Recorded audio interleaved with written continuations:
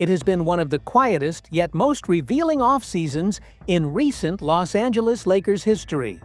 While many other teams have been making headline-grabbing trades and eye-catching signings, the Lakers have been working quietly in the background. They have been building their roster slowly, carefully, and with precision, putting together a team they believe can contend for a championship right now. From the outside, it might appear that little has changed. Inside the organization, however, there is a clear plan in motion. This summer, the main priorities have been perimeter defense, consistent three-point shooting, and a dependable big man in the paint. In fact, the decisions the Lakers didn't make might be even more revealing than the ones they did. NBA insider Sean Devaney reported that the team had several real opportunities to make significant changes. Earlier this offseason, trade offers were made involving two important rotation players, Gabe Vincent and Jarred Vanderbilt. The Lakers turned those offers down. Rob Pelinka, running the front office, chose to stand firm. No trades, no shakeups, and no attempts to sell high. Vincent and Vanderbilt are staying put. According to Devaney, the feeling within the organization is that the roster is essentially complete. They do not expect to make major trades until the season begins. Although chances to include Vincent and Vanderbilt in deals have come up, the team has chosen to pass on them. While most attention in Los Angeles remains focused on LeBron James, his age, his health, and his pursuit of championship banner number 18, Vincent and Vanderbilt have quietly stayed out of the spotlight. Still, they may both play crucial roles in the coming months. Gabe Vincent, a playoff hero for the Miami Heat in 2023, joined the Lakers last year with high expectations after making a name for himself with clutch shooting and fearless play. But his first season in Los Angeles was difficult. Injuries limited him to only 11 games, leaving fans unsure if he could find his rhythm again. Last season was different. Vincent played 72 games, averaging 6.4 points in just over 21 minutes per contest, while hitting 35.3% from three-point range. The numbers weren't spectacular, but they were exactly the kind of steady floor-spacing guard play the Lakers have been seeking. Jarred Vanderbilt, on the other hand, isn't known for scoring, but his impact is felt whenever he's on the floor. He can guard multiple positions, crash the boards, and make hustle plays that swing momentum, often without showing up in the box score. In 91 games over 3 seasons with the Lakers, Vanderbilt has averaged 5.3 points, 5.4 rebounds, 1.3 assists, and 1.1 steals per game. Injuries have slowed him at times, but when healthy, he's a defensive asset every coach values. So why keep both players?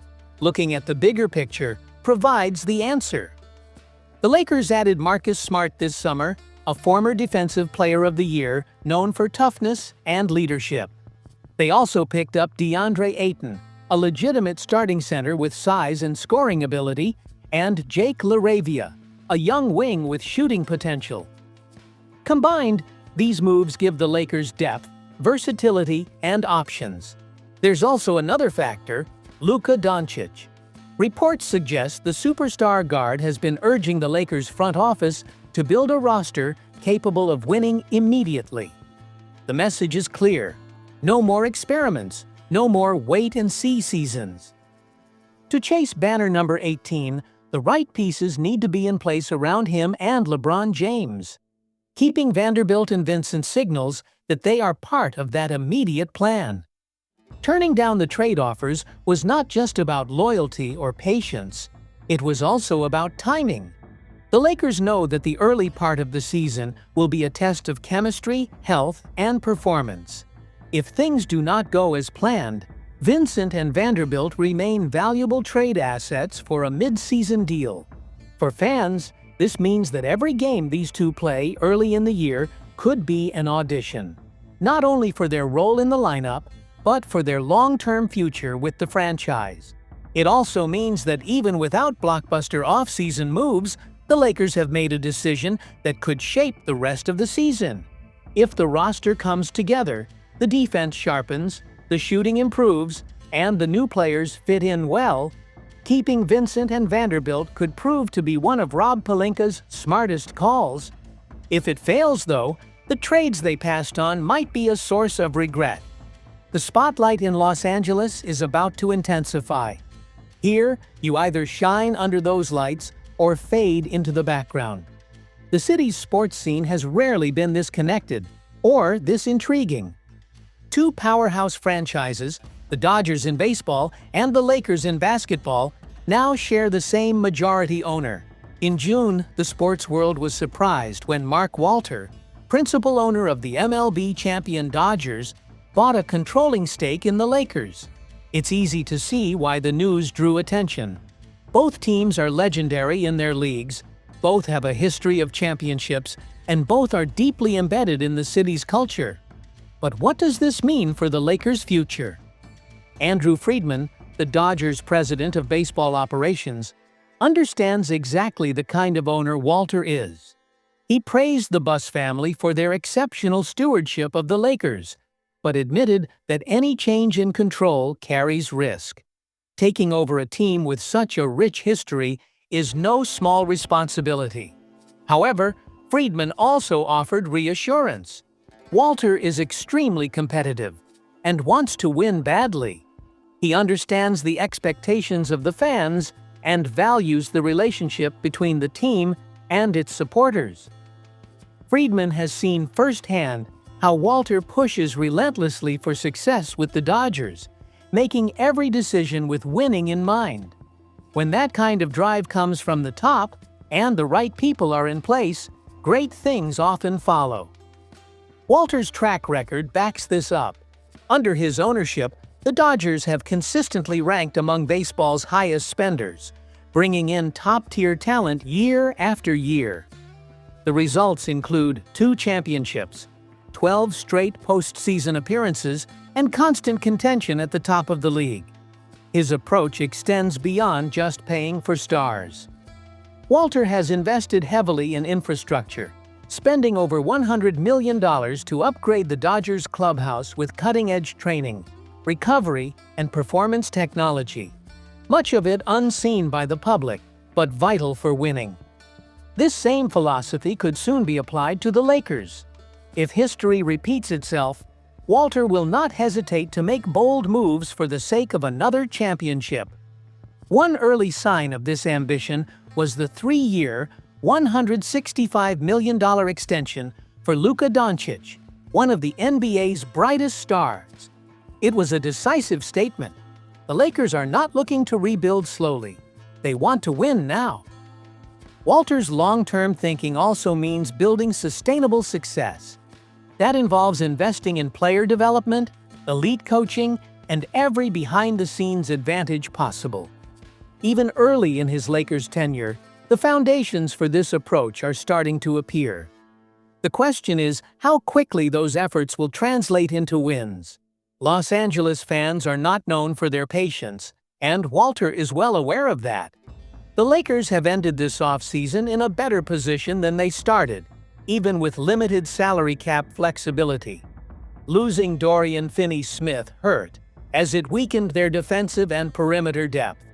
However, adding Deandre Ayton and Marcus Smart through buyouts has brought fresh energy to the roster, offering hope for the season ahead. A challenge remains.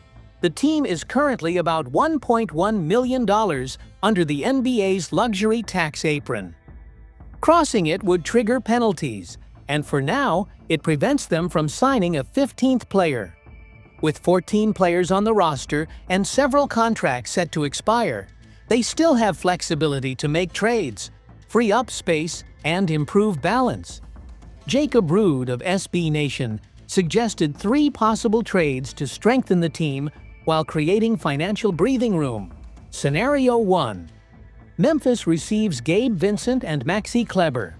Lakers receive Kentavious Caldwell-Pope, KCP. KCP was key in the Lakers' 2020 championship run and remains a reliable 3-and-D player. Memphis would gain cap relief with Vincent and Kleber's expiring deals, while the Lakers would open roughly $878,000 under the tax apron, giving them room to add another player during the season. Scenario 2. Phoenix receives Vincent and Kleber. Lakers receive Dillon Brooks. Brooks, known for his defense and intensity, could strengthen the Lakers' perimeter defense. The deal would save Los Angeles about $1.3 million, bringing them closer to signing an additional player mid-season. Scenario 3. Sacramento receives Vincent, Kleber, and a protected 2031 first-round pick. Lakers receive Malik Monk. Monk's scoring ability and past chemistry with LeBron make him an attractive option, though pairing him with Austin Reeves and Dončić could create defensive issues. Still, his return would boost offensive depth and flexibility. Each scenario offers a different path forward, whether by bringing back a proven champion, adding a defensive stopper, or reuniting with an offensive spark. With the luxury tax apron looming, every dollar matters, and these moves could help the Lakers stay competitive while managing their finances. As the season approaches, all eyes will be on the choices they make. With smart planning and some luck, these strategies could push the purple and gold closer to another title.